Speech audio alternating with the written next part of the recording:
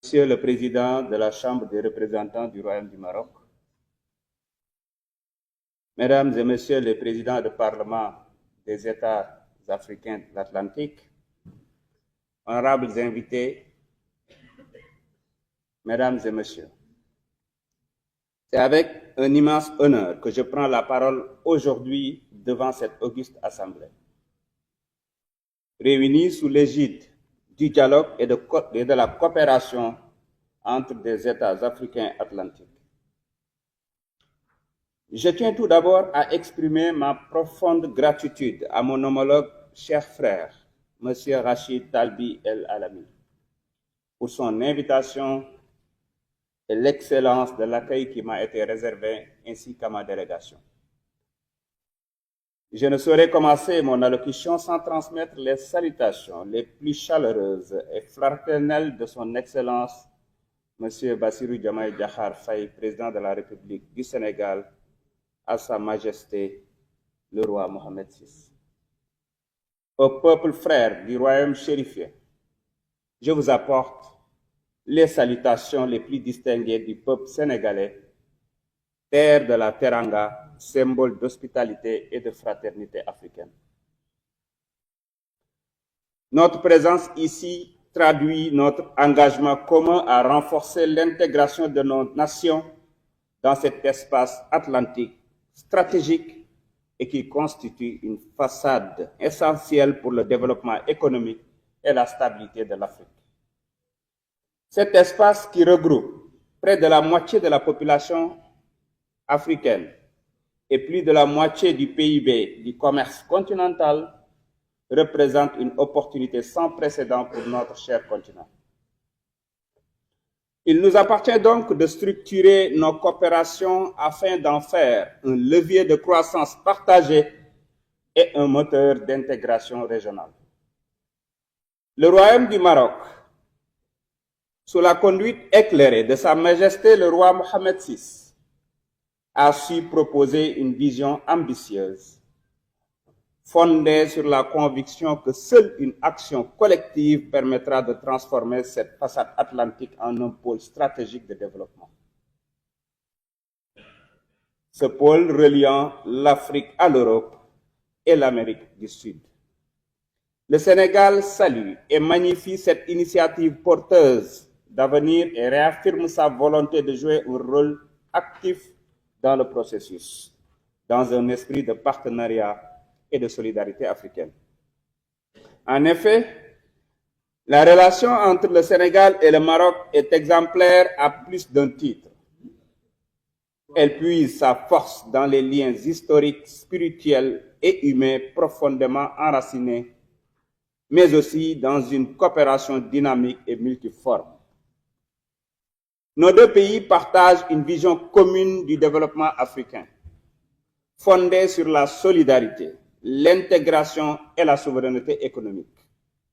Le Maroc est aujourd'hui un partenaire stratégique du Sénégal, notamment dans les domaines des infrastructures, de l'énergie, de l'industrie, de la finance et de la formation. Au-delà de cette coopération bilatérale fructueuse, nous avons une responsabilité plus large, mon cher frère, celle de bâtir ensemble une façade atlantique africaine intégrée et prospère. Pour y parvenir, plusieurs axes stratégiques doivent guider notre action collective. Le premier axe est celui de notre participation aux décisions stratégiques qui façonneront l'avenir de notre espace maritime. Il est impératif que nos États soient pleinement impliqués dans l'élaboration des grands projets structurants, en veillant à ce que nos intérêts nationaux et régionaux soient pris en compte. À travers nos parlements, nous devons encourager la mise en place de cadres législatifs favorisant l'investissement et la coopération afin d'assurer une gouvernance efficace et inclusive de notre espace atlantique. Le deuxième axe concerne notre capacité à nous intégrer pleinement aux chaînes de valeur et aux flux commerciaux. Le Sénégal est déterminé à positionner ses infrastructures portuaires comme des hubs essentiels dans l'architecture logistique de la façade atlantique. Nous devons œuvrer ensemble à la mutualisation de nos ressources et à l'optimisation des corridors de transport, notamment pour inclure les pays du Sahel qui, bien que dépourvus de littoral, doivent pouvoir bénéficier des opportunités offertes par l'Atlantique. Le troisième axe porte sur la sécurité et le développement de l'économie bleue. Notre coopération maritime ne peut se limiter aux aspects économiques. Elle doit également intégrer des enjeux cruciaux tels que la préservation de nos ressources halieutiques, la promotion d'une pêche durable et la gestion concertée des défis environnementaux et sécuritaires. La protection de nos océans et de notre biodiversité est un impératif pour garantir une exploitation responsable et pérenne de nos richesses maritimes.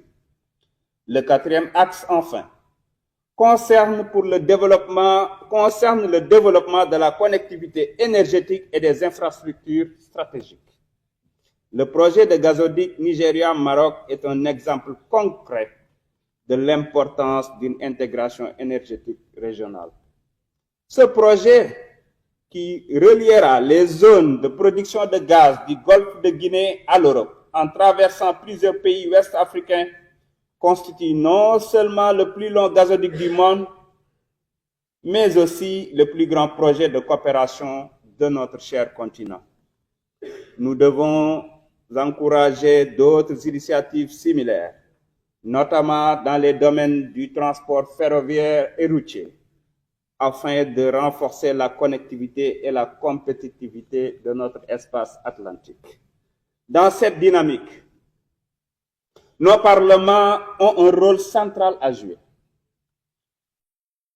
Ils doivent être les garants d'un cadre législatif propice aux investissements et aux partenariats stratégiques. Ils doivent assurer un contrôle efficace des engagements pris par nos États afin que les projets annoncés se traduisent en réalisations concrètes et bénéfiques pour nos populations. Enfin, nos parlements doivent être des acteurs du plaidoyer pour inscrire la coopération atlantique africaine dans l'agenda international en veillant à ce que nos priorités soient reconnues et soutenues au plus haut niveau. Mesdames et messieurs, distingués invités, cette rencontre est une opportunité précieuse pour asseoir les bases d'une coopération plus forte entre nos nations. Notre espace atlantique ne doit plus être un simple trait d'union entre d'autres pôles économiques mondiaux, mais un véritable moteur de développement pour notre continent. En unissant nos forces, en partageant nos expertises et en mettant en place des mécanismes de coopération efficaces, nous pouvons transformer cette vision en une réalité tangible.